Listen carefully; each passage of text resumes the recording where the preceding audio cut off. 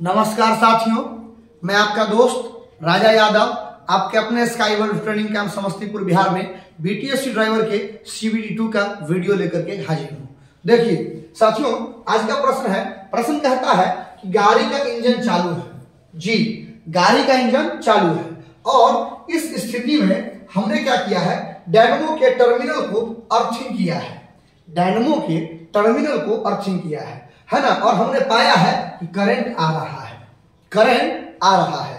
इससे हमको क्या पता चलता है, डायनमो खराब है या सही है? डायनमो सही है। अर्थ करने के बाद करंट आ रहा है, इसका मतलब डायनमो में कोई खराबी नहीं है। डायनमो में कोई खराबी नहीं है। नेक्स्ट क्वेश्चन की तरफ चलते हैं। नेक्स्ट क्वेश्चन क्या कहता है, ठीक है। देखिए, कह रहा है इंजन टेस्ट करके देखिए कि एम्पियर मीटर चार्ज बतलाता है या नहीं। अगर ऐसा करने से चार्ज बतलाता है तो क्या समझना चाहिए? ऐसा करने से चार्ज बतलाता है तो समझना चाहिए कि कट आउट पॉइंट जो है आपस में नहीं मिलता है। अगर कट आउट पॉइंट आपस में मिल गया होता तो चार्ज नहीं बतलाता, लेकिन चूंकि चार्ज बतला रहा है एम्पियर मीटर, इसलिए हम लोग कह सकते हैं कि कट आउट पॉइंट आपस में नहीं मिलता है। ठीक है, नेक्स्ट क्वेश्चन की तरफ चलते हैं। नेक्स्ट क्वेश्चन क्या है हमारा, देखिए। अगर डैश डैश डैश में खराबी होगी तो ऐसा करने से एम्पियर मीटर चार्ज दिखलाएगा। देखिए, अगर डायनमो में खराबी हो जाएगा तो करंट बनेगा ही नहीं। अगर एमीटर में खराबी हो जाएगा तो करंट बनेगा ही नहीं। जब बनेगा ही नहीं तो दिखेगा कैसे? इसलिए ये दोनों ऑप्शन तो सही नहीं है। कह रहा है अगर डैश डैश में खराबी होगी तो ऐसा करने से एम्पियर मीटर चार्ज दिखलाएगा। ये देखिए, रेगुलेटर। रेगुलेटर एक ऐसा चीज है कि अगर रेगुलेटर खराब भी हो गया तब भी आपको करंट दिखेगा, तब भी आपको करंट दिखेगा। लेकिन अगर डायनमो खराब हो गया तो आपको करंट गाड़ी में नहीं दिखेगा। एमीटर खराब हो गया तो करंट नहीं दिखेगा। कौन नापेगा? नापने का काम तो एमीटर ही करता है। ठीक है, तो रेगुलेटर खराब हुआ यह सही है। ठीक है, इससे करंट को कोई लेना देना नहीं है। ठीक है, ड्राइवर की सुविधा के लिए भी क्वेश्चन।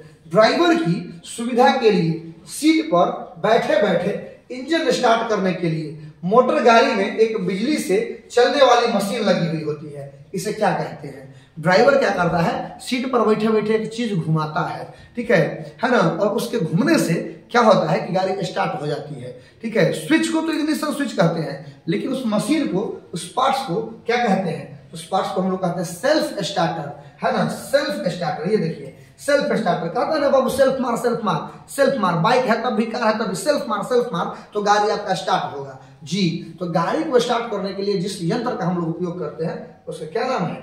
उसका नाम है सेल्फ स्टार्टर। ठीक है, उस मशीन का नाम है सेल्फ स्टार्टर। नेक्स्ट क्वेश्चन है, जब स्टार्टर बटन दबाने से स्टार्टर का आर्मेचर घूमता है।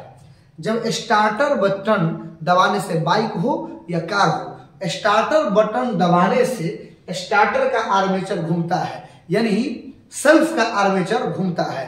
तो सेल्फ के आर्मेचर से निकलता है पिनियन। क्या निकलता है? पिनियन। यहां पर दिखाएगा पिनियन। ठीक है, पिनियन निकलता है और वो पिनियन क्या करता है, फ्लाई व्हील को, जो कि गोल गोल घूमता है, फ्लाई व्हील को घुमाता है ना। और फ्लाई व्हील को जब घुमाता है इंजन क्या हो जाता है? स्टार्ट हो जाता है। याद रखिएगा, इंजन को स्टार्ट करने के लिए फ्लाई व्हील को घुमाना जरूरी है और उस फ्लाई व्हील को घुमाने का काम कौन करता है? पिनियन। और ये पिनियन किसका हिस्सा है? तो सेल्फ स्टार्टर का। किसका हिस्सा है? सेल्फ स्टार्टर का। जब हम गाड़ी को स्टार्ट करना चाहते हैं, सेल्फ दबाते हैं, तो सेल्फ में लगा हुआ पिनियन फ्लाई व्हील को घुमाता है और फ्लाई व्हील जब घूमता है तो गाड़ी का इंजन स्टार्ट हो जाता है। ठीक है, नेक्स्ट क्वेश्चन की तरफ चलते हैं। नेक्स्ट क्वेश्चन की तरफ चलते हैं।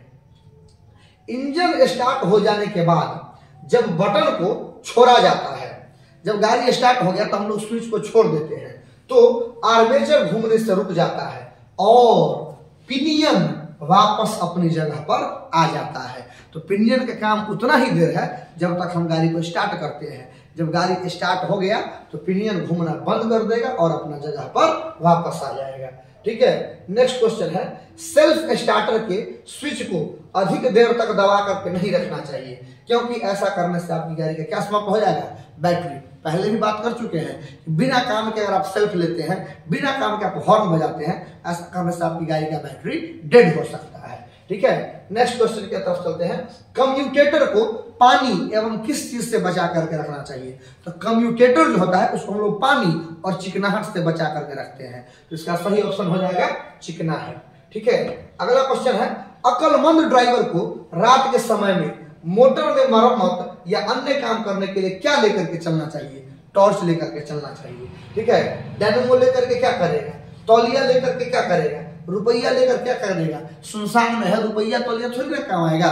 ठीक है, वो अपने सब टॉर्च लेकर के चलेगा अंधेरा में, रात का समय है, रात का समय टॉर्च मारेगा तभी ना मरम्मत करेगा। अब डायनेमो लेकर के करंट बनाएगा, भाई माइकल फैराडे तो ड्राइवर है नहीं कि करंट बना देगा और करंट बना के रोशनी जला करके तब जा करके जो है सो गाड़ी का मरम्मत करेगा। गाड़ी का मरम्मत करने के लिए इसको क्या चाहिए? टॉर्च चाहिए। ठीक है, नेक्स्ट क्वेश्चन की तरफ चलते हैं। हाई टेंशन तारों के स्पार्किंग प्लग पर जोड़ने के उस तरीके को क्या कहते हैं? इसको हम लोग कहते हैं फायरिंग ऑर्डर। भी एक क्वेश्चन है, फायरिंग ऑर्डर। हाई टेंशन तार को स्पार्किंग प्लग पर जोड़ने के प्रोसेस को, क्रिया को हम लोग फायरिंग ऑर्डर कहते हैं, फायरिंग ऑर्डर कहते हैं। फायरिंग ऑर्डर आपसे कई बार पूछता है। ठीक है, 4 स्ट्रोक इंजन का फायरिंग ऑर्डर, ठीक है 1342 याद रखिएगा। 4 स्ट्रोक डीजल इंजन का फायरिंग ऑर्डर 1342 1342 है ना। नेक्स्ट क्वेश्चन पर चलते हैं। फायरिंग ऑर्डर किसकी बनावट पर निर्भर करता है? क्रैंक शाफ्ट की बनावट पर, क्रैंक शाफ्ट की बनावट पर निर्भर करता है, याद रखेंगे क्रैंक शाफ्ट की बनावट पर। ठीक है, अगर हाई टेंशन तार प्लग पर गलत तरीके से लगे हो या हम जानबूझ करके गलत तरीके से लगा दें तो क्या होगा? तो इंजन मिस फायर करेगा।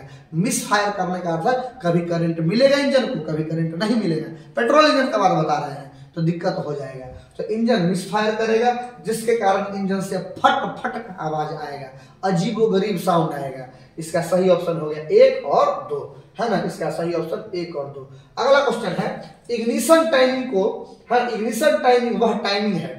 अब इग्निशन टाइम का परिभाषा पूछ रहा है। इग्निशन टाइमिंग वह टाइमिंग है कि जिस समय जो पिस्टन कंप्रेशन स्ट्रोक की हालत में है ना, टीडीसी पर पहुंचकर वापस क्या डिग्री नीचे आएगा?